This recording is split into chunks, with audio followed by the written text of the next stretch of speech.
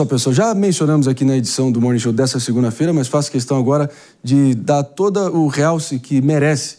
Claro, o drama, a gente imagina os movimentos absolutamente tensos vividos por membros da comitiva oficial de políticos e secretários brasileiros que seguem em território israelense, mesmo em meio ao 4º dia de troca aberta militar entre ambos os países, entre Israel e Irã.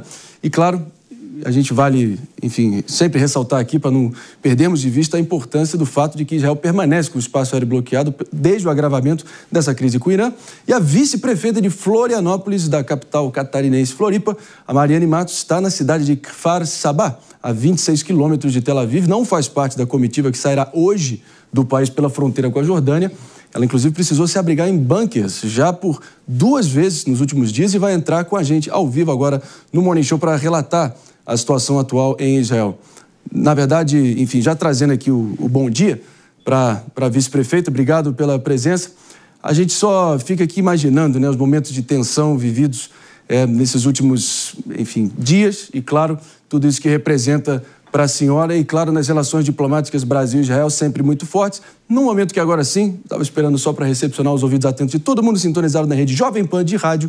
O Morning Show segue adiante aqui com a vice-prefeita de Florianópolis e segue ilhada em território israelense, não fará parte dessa primeira leva de representantes e parlamentares brasileiros e políticos brasileiros rumo à Jordânia para finalmente sair da região sã e salvo, né? Vice-prefeita, agora sim, conta pra gente qual é a situação de momento e qual foi o primeiro momento onde você percebeu que estava diante, sim, de uma situação militar dessa proporção como a qual a gente está reportando aqui nos últimos dias. Bom dia.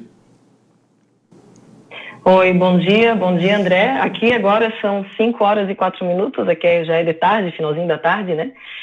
O primeiro momento quando a gente chegou aqui em Israel, fomos muito bem recebidos, estamos sendo muito bem acolhidos, né? Onde nós estamos é seguro.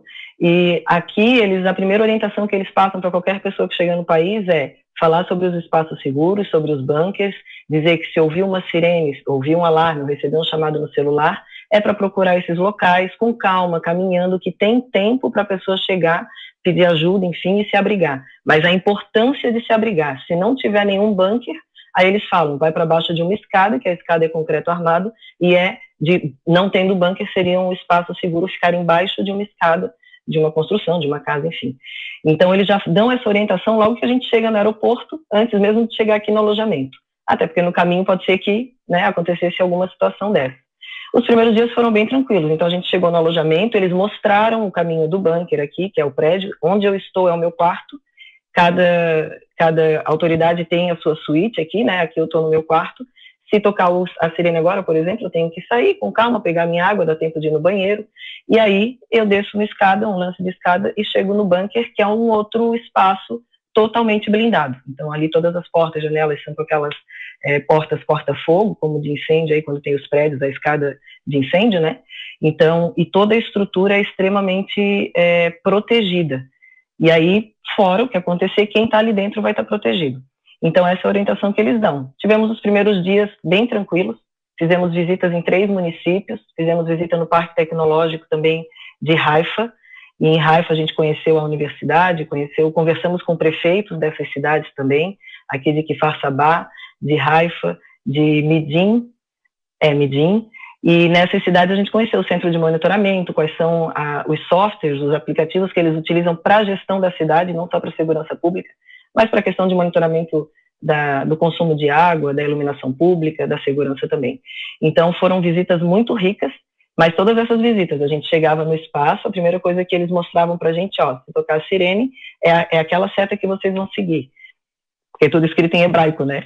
Então, e a gente sempre fez tudo isso certinho. No terceiro dia, às 3 da manhã, aí tocou o alarme pela primeira vez. E foi muito engraçado, porque eu não sabia que o alarme ia tocar no celular. Eu não tinha ainda baixado nenhum aplicativo, nada.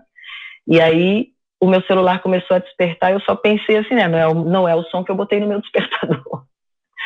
Aí eu desliguei o celular e comecei a ouvir que o pessoal estava caminhando no corredor do quarto, fui, e eles falaram, não, é para ficar lá no bunker, que por precaução, por prevenção. E aí foi esse o primeiro dia que a gente não estava passando por isso pela primeira vez. A gente não ficou nem 5 minutos no bunker nesse dia, e em seguida eles já deram a mensagem dizendo, ó, pode sair e tá tranquilo, abateram os mísseis que precisava bater e não chegou nenhum aqui. E aí deu uma meia hora, tocou de novo. Nessa madrugada tocaram 2 vezes e foi bem tranquilo. Foi o tempo assim de 5 minutos e a gente voltar para o quarto e dormir. E aí na sequência, durante o dia a gente não ouvia alarme. Ontem foi o primeiro dia que a gente ouviu um alarme às 4 da tarde e aí a gente foi durante a tarde para o bunker. Mas no decorrer dos dias a gente fica na sala de aula, a gente fica aqui no quarto no intervalo, almoça todo mundo junto no refeitório, pode ir na rua, pode andar no jardim, pode dar uma corrida. Aqui na região, né, no entorno, aqui como se fosse uma universidade. Então, tem o restaurante, tem tudo certinho para a gente poder ficar seguro nesse espaço, mas a gente não fica confinado o tempo todo. As pessoas perguntam muito isso para mim. Vice-prefeita Mariane não Matos. Tem ideia, né? Eles acham que a gente fica no bunker o tempo todo. Vice-prefeita Mariane Matos, enfim, já deu um relato bem completo aqui, mas eu gostaria de trazer o Rodolfo Maris para a primeira pergunta. Vamos lá. Dona vice-prefeita, dona Mariana. Mariane. Dona Mariane, boa tarde para a senhora aí, né? Bom dia para nós aqui. Eu queria saber da responsabilidade dessa comitiva. Quem organizou essa comitiva? Nós sabemos que Tel Aviv e Israel, eles são em primeiro mundo, na verdade, na questão de tecnologia. Mas na concepção, a senhora olhando por outro prisma agora, estando aí, não foi um pouco imprudente organizar uma comitiva com autoridades brasileiras num país onde a guerra está instalada e podendo estourar em qualquer momento onde vocês estão? A senhora falando daí, parece que é muito mais tranquilo do que o que a gente está vendo daqui. A senhora falou que pode correr, que a senhora não está no bunker, que a senhora está lá dentro, mas fato é que é um país em guerra. A senhora não acha que foi um pouco imprudente das pessoas que organizaram essa comitiva? Não, porque assim, todo mundo sabendo da situação de Israel, veio quem quer, né? A gente sabe que pode ser que acontecesse, podia ser que não acontecesse. E a oportunidade que estava sendo dada para os gestores municipais de saber como que funciona a estrutura deles de gestão, as tecnologias que eles utilizam, como é muito rico e é uma feira internacional que aconteceu ano passado.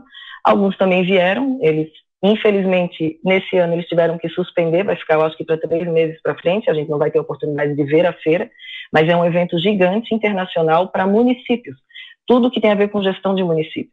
Então, alguns questionaram isso aqui, né, com a embaixada, vocês não sabiam o que ia acontecer, não tem como saber, até porque se ficasse vazando esse tipo de informação, o inimigo também saberia. Então, eu que sou da segurança pública, eu entendo que eu estou muito segura, eles o tempo todo nos colocam numa situação tranquila, o povo está acostumado com isso. O que mais me chama a atenção que é um país onde tem alguns países com as suas células ali terroristas que dizem que vão tirar Israel do mapa.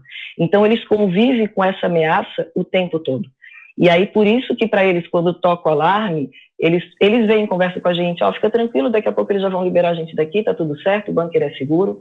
Isso faz parte da rotina deles. Então, eu não consigo imaginar assim, que eles iriam fazer isso e iriam ser imprudentes, porque para eles isso é o normal. E eles vão dar conta da nossa segurança aqui. Então, eu me sentiria insegura de participar desse grupo que está pegando o transporte terrestre para pegar um avião lá em Jordânia, ou de lá ir para o Egito, ficar muito tempo na estrada, porque esse não foi o conselho que a gente teve aqui das autoridades israelenses, né? Eles falam, pode ir, eles não impedem ninguém de fazer aquilo que quer, é um país extremamente democrático, então assim, não, agora é estado de guerra, tu não pode sair daqui, não pode pegar avião em Israel porque o céu está fechado, né? A questão aérea está fechada. Mas, se quiser ir para outro país, só que daí o que eles falam? Vieram a convite aqui por Israel e eles são responsáveis pela nossa segurança aqui. A partir do momento que eu cruzo a fronteira para a Jordânia, vou para o Egito, ou tento de outra forma, eles passam a não poder mais ter responsabilidade por nós. Aí foi uma decisão nossa, de quem quis ir, né? Então, o que eu penso, e eu e mais 5 pessoas aqui brasileiras, né, colegas que estão aqui, a gente entendeu que sim, é mais seguro nós estarmos aqui. A gente já passou, todo dia tem um alarme, no segundo dia o alarme ele foi mais sério, e aí foi a primeira vez que a gente escutou dentro do bunker, né? A gente conseguiu ouvir o bombardeio lá fora de uma maneira muito abafada e a gente não conseguia entender se era perto ou se era longe. Quando a gente sai do bunker é que a gente começa a ver ali as notícias e ver onde é que foi. Se foi em Tel Aviv, ontem foi em Haifa, se teve vítima, se não teve. 90% dos mísseis que o Irã manda para Israel, eles são neutralizados por Israel, pelo sistema de inteligência de Israel. Então, o que a gente vê é que eles têm um preparo muito grande. A maior preocupação deles é com a vida das pessoas. Por isso, essa tecnologia tão avançada em passar a mensagem para a gente, dizendo... Porque a mensagem não é assim, ó, vá para o bunker. Sim. Primeiro ele dá um alerta, ele pega e diz assim, ó, talvez você receba uma mensagem para ficar no bunker, fique próximo do local seguro. Porque se a pessoa estiver andando de carro, se tiver, ela já vai ver no mapa onde que tem um bunker e já vai se direcionar para aquele espaço ali. E tu não precisa entrar no bunker enquanto isso. Aí vai vir outra mensagem dizendo se tu precisa entrar no bunker ou se não, se está tudo certo, tu não precisa entrar. E se eu preciso estar nessa área mais tempo. É tudo muito monitorado em tempo real. Então a gente acaba se sentindo seguro mesmo. Eu não me sinto segura pegando um transporte, né, fazer esse transporte terrestre para tentar voltar para o Brasil, porque eu não vou ter controle, eu não sei se der o alarme, se vai ter um bunker próximo para eu me abrigar. Vice-prefeita Mariane Matos tem toda uma trajetória na Guarda Municipal de Floripa, também agora, enfim, tendo que lidar com esse sufoco, mas de qualquer maneira a gente torce para que tudo dê certo aí diretamente de Kfar Saba, 26 quilômetros de Tel Aviv, e que você possa retornar a Floripa o quanto antes. Obrigado. Eu que agradeço aí o espaço, um abraço aí para todo mundo no Brasil e estou à disposição aí de todo mundo, tá bom? Agradecemos e seguimos adiante aqui com o nosso Morning Show, não sem antes só ouvir aqui rápido comentário de Jess Peixoto. Não, é porque, assim, tem um ponto aqui que é o medo de sair, mas ao mesmo tempo, as autoridades, assim, o Itamaraty tá tentando essa remoção. Então, eu não acredito que eles colocariam a vida ali dos prefeitos, vice-prefeitos, de tantos políticos, até muito importantes dentro do Brasil, que são valorizados para arriscar. Então, assim, eu vejo com um tanto de estranheza a não saída do país num momento em que a tensão, ela se agrava, ela não diminui, com outros agentes internacionais, com a represália do próprio Irã. Então, a gente não sabe como a situação vai evoluir. E, ao mesmo tempo, eu me pergunto onde é o lugar de uma vice-prefeita. Eu tenho a impressão que o lugar mais apropriado nesse momento para ela estar é voltando para a cidade de Florianópolis e sendo vice-prefeita da cidade de Florianópolis. Então, eu acho que, por mais que eu entenda do momento, o risco que ela vê, se as autoridades brasileiras, se o Itamaraty está tendo essa postura de fazer a remoção, eu acho que vale entender que é uma situação global muito arriscada também. E que a situação não vai amenizar. E que talvez, como aconteceu no momento em Gaza, ali por volta há 2 anos, todas as fronteiras se fechem. E que a gente tem um problema para retirada até terrestre, que essa situação se agrave. Então, eu sou uma forte entusiasta que os brasileiros possam ser retirados com o devido cuidado, com a devida atenção, como está acontecendo com as autoridades. Não só com as autoridades, mas deve acontecer também com os turistas, com os brasileiros que querem sair de Israel nesse momento de tensão. Difícil discordar, mas Fabrício, nós concluindo. André, se ela for pela fronteira terrestre para a Jordânia, a Embaixada Brasileira na Jordânia tem a obrigação de prestar apoio a eles. Então não é como se também as pessoas estivessem lá completamente desamparadas. Eu concordo inteiramente, assino aqui embaixo o que a Jess falou em relação ao que o Rodolfo perguntou.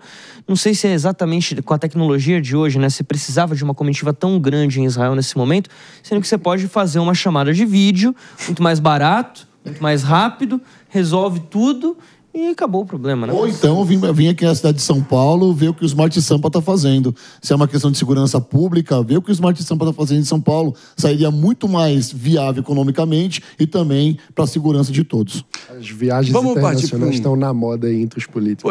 Pois é.